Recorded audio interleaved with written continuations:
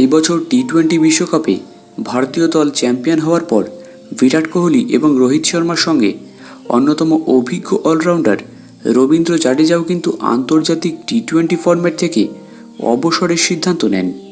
এরপর আসন্ন শ্রীলঙ্কা সফরে ওয়ানডে টিম থেকে বাদ পড়ায় অনেকেই মনে করছেন যে ভারতের অন্যতম তারকা রবীন্দ্র জাডেজা আন্তর্জাতিক ক্রিকেটে অনেকটাই কিন্তু ম্লান হয়ে এসেছেন এবং নির্বাচকদের ভাবনা চিন্তার বাইরে চলে গেছেন।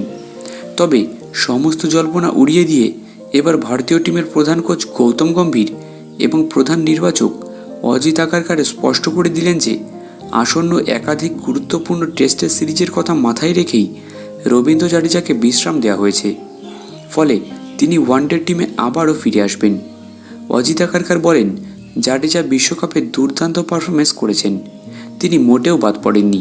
আমাদের সামনে একটা বড় টেস্ট মরশুম আসছে, ফলে 3 ম্যাচের ওয়ানডে সিরিজের জন্য আকসার প্যাটেল এবং জাডেজা দুজনকেই নিয়ে যাওয়ার কোনো মানে হয় না। দল ঘোষণা করার সময় আমাদের বিষয়টি স্পষ্ট করে দেওয়া উচিত ছিল। অন্যদিকে শ্রীলঙ্কা সফরে ভারতীয় টি-20 টিমে হার্দিক পান্ডিয়ার বদলে সূর্যকুমার যাদবকে ক্যাপ্টেন্সির দায়িত্ব দেওয়া হয়েছে।